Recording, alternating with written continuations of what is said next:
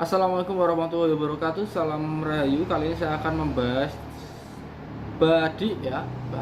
Badik itu adalah pusaka khas Sulawesi.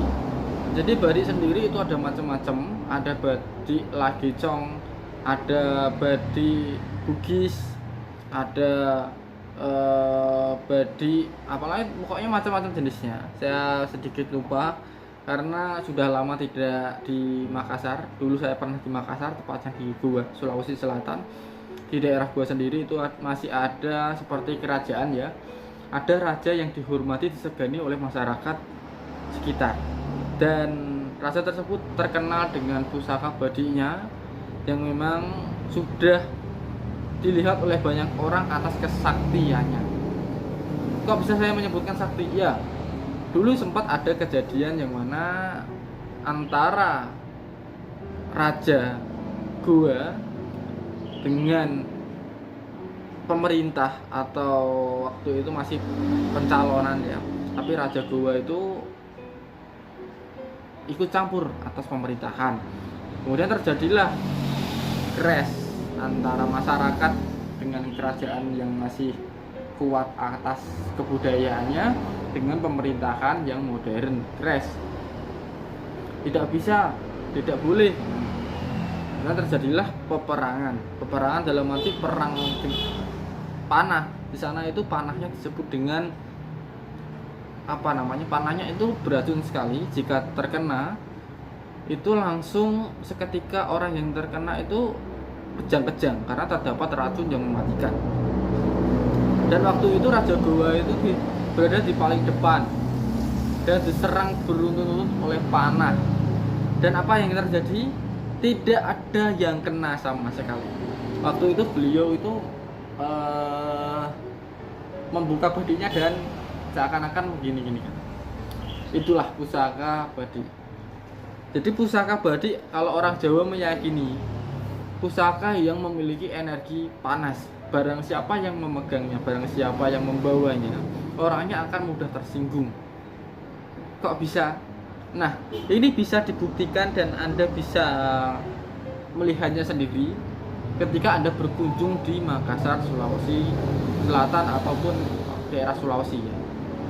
Itu orangnya, masyarakatnya rata-rata memilih badik ketika bepergian, apalagi ketika kondangan. Anda pasti akan sangat kaget sekali melihat situasi yang mana kondangan kok bawa senjata. Nah, dulu saya begitu kaget, kok ada senjata di mana-mana, kalau bentrok gimana? Saya takut. Masyarakatnya ya dari tutur kata logatnya keras. Kalau orangnya tidak sabar, orangnya itu mengambil hati atas perkataan-perkataan tersebut, mungkin akan sakit hati. Tapi masyarakat sana memang karakteristiknya omongannya keras, tapi hatinya sangat baik sekali. Dan jika tersinggung sedikit saja, maka badiknya akan lolos dan apa yang terjadi? Saling tusuk. Nah, dari fungsi badik sendiri, satu, pusaka yang memberikan keberanian luar biasa kepada si pemilik. Kedua, pusaka yang melindungi si pemilik dari hal-hal yang tidak diinginkan, atau bahasa formalnya itu untuk kekebalan.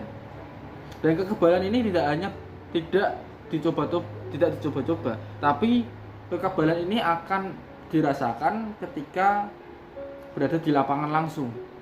Kok bisa begitu? Ya, pusaka badi itu memiliki karakteristiknya sendiri-sendiri. Jadi ketika si pemilik, kan bawaannya kan panas, jadi pemiliknya itu bawaannya kepancing emosi, ingin berkelahi. Ketika hasratnya terturuti, hasrat yang dibawahi oleh pusaka ini terturuti oleh si pemilik, yang akhirnya pemilik itu berkelahi dan saling tikam, dia akan menunjukkan kesaktiannya sendiri. Inilah yang namanya perang pusaka. Jadi perang pusaka itu bukan semata-mata perangnya itu pusakanya terbang langsung ke sana-sana, bukan. Tapi perangnya pusaka ini membawai perasaan dari si pemegang, si pembawa, yang tadinya orangnya penakut, ketika membawanya ini sangat berani, ingin berkelahi dan tidak takut apapun, seperti itu. Dan ketika apa namanya, beradu senjata. Dia mampu menangkal segala hal yang tadinya harusnya terluka parah, tapi dianya terluka ringan. Nah itu bukan semata-mata langsung kebal dan tidak terluka sama sekali, tapi tetap terluka, tapi lukanya mungkin sedikit,